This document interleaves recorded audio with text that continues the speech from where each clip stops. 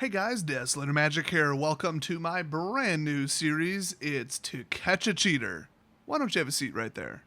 Yes, I'm totally parodying another series, and yes, I'm going to say that every time.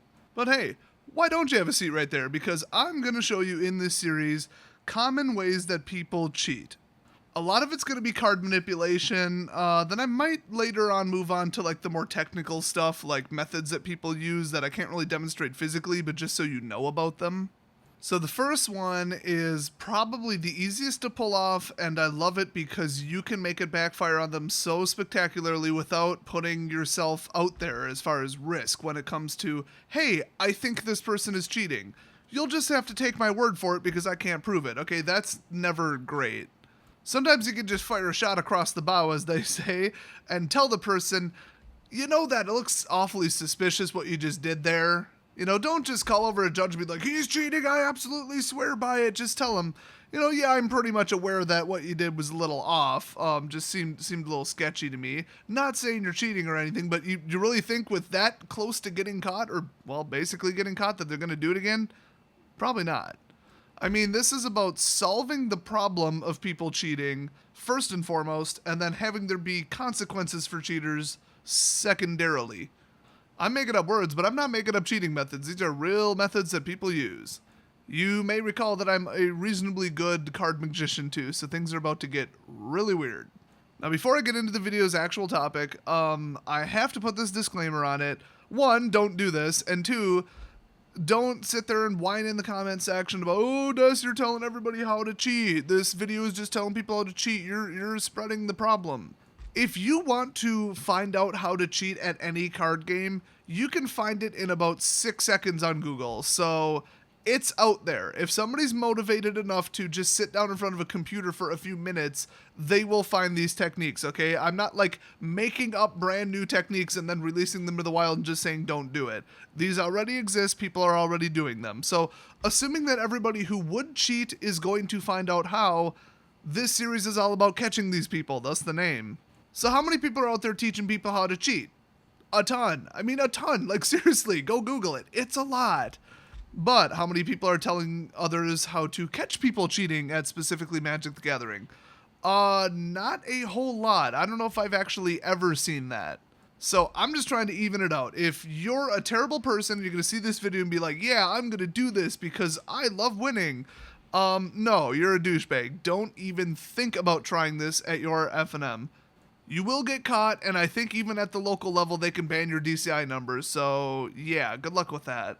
So anyway, this first video is about the fake Rift Shuffle stack. This is a very popular round one technique, because you can do it at home, stack your deck, show up, and then nobody knows. Now, it's a little bit harder to do between rounds, but I've actually seen people try to, like, fake sideboard. They're very clearly stacking their deck. I'm watching them like a hawk. They think I'm not. And, well, I'll show you at the end of the video how to make it backfire on them. This is so easy to catch. That's why I'm starting with this one instead of the more advanced ones. So, watch this. Alright, here's how it is done. We've got, Glorybound Initiate, Always Watching, Deck and Stone, another Deck and Stone, and 3 Plains. Pretty darn good opening hand in this deck. So, boom, they're on top. Watch this, here we go. Oh, I'm going to Rift Shuffle. Already too thin on the bottom. So, I make sure to go nice and slow, and there's still the top 7 cards. Yes, I know, I love flipping them upside down. So, there they are, right there. Same cards. So, the problem is, I can make it look pretty legit. Whoops. These card sleeves are really miserable. Oh, I might have just buried one. Whoops. But that's the thing, if you make a slight mistake while doing this, it's really not a big deal. Because you're just going to put a card like 1 turn behind. I mean, you could probably stack 2 or 3 more, and you'll just be getting out your mana base. So, okay, now it looks like it's all good. So then, obviously you're thinking, well, if the opponent cuts, they're gone. That is true. So what they'll do is they'll come in and say, well, first, let's check if they're still there. Glorybound, Always Watching, Deck and Stone, land. Yeah, we didn't even lose one. I thought I did, but we didn't. How about that? So they'll say, okay, let's hurry up. I think we're getting close to the time limit. Or, oh, hey, let's rush this game because I want to go get food. So, you know, shuffle.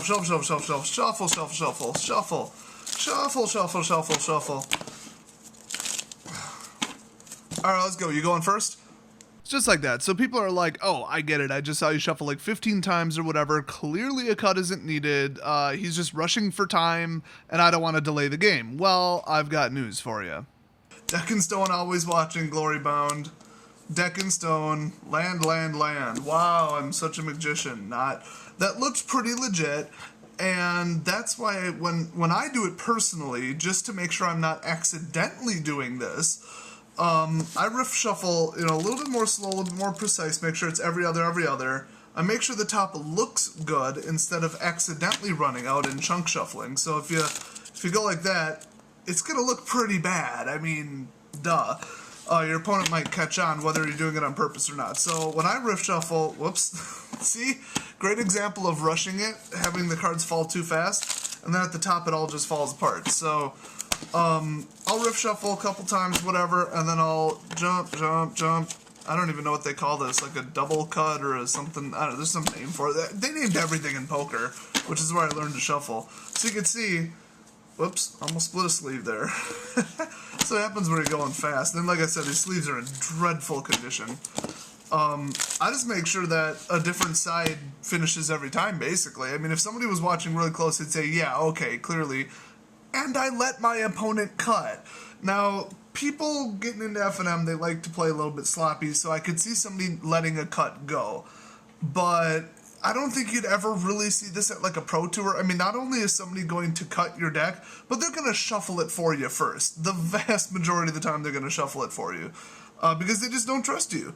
And there's very few ways to shuffle your opponent's deck and then like reverse stack it, like in a bad way. Somebody did manage to do it once, famously, but you know, then you're like, oh, okay, I might as well not stack the deck. So you don't tend to see this much, but then again, Fabrizio Antoni, or whatever the hell his name was, he got nailed for mana weaving and then not shuffling, but then he would let his opponent cut. So I guess he'd wait, like he might do something that resembles shuffling, like he'd, you know, kind of, okay, you know, while they're shuffling and whatever, and then, okay, they cut, doesn't matter, there's still a perfect land ratio.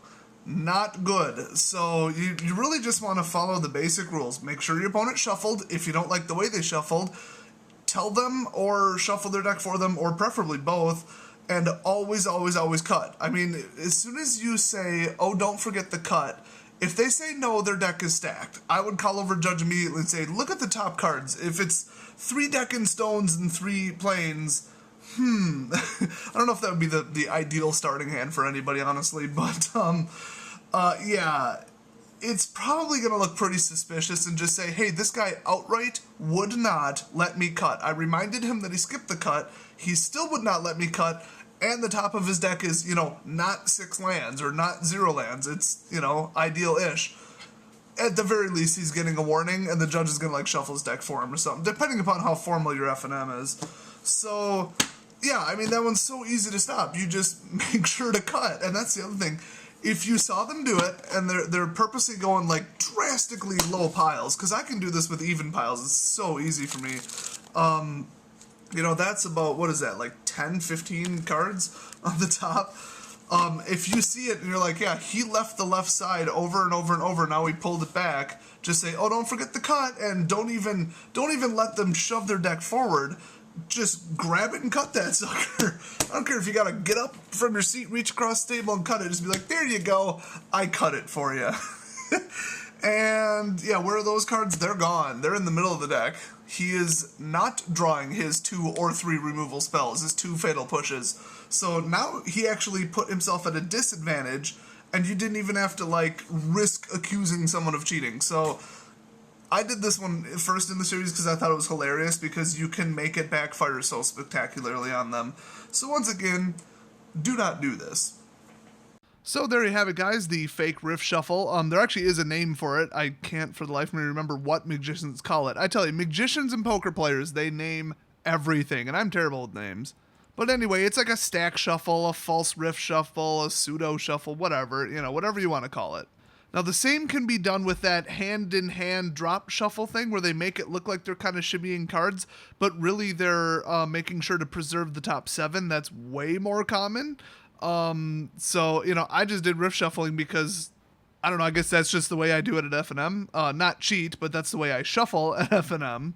But for the hand-in-hand one, oh my god, people can just look down and guide it. It's so easy. It's ridiculously easy to preserve the top 7 cards or more. If not just pretend to shuffle, period. You can make it look like you're kind of shaking the cards and dropping them in when really you're not. You're leaving them in the exact same order.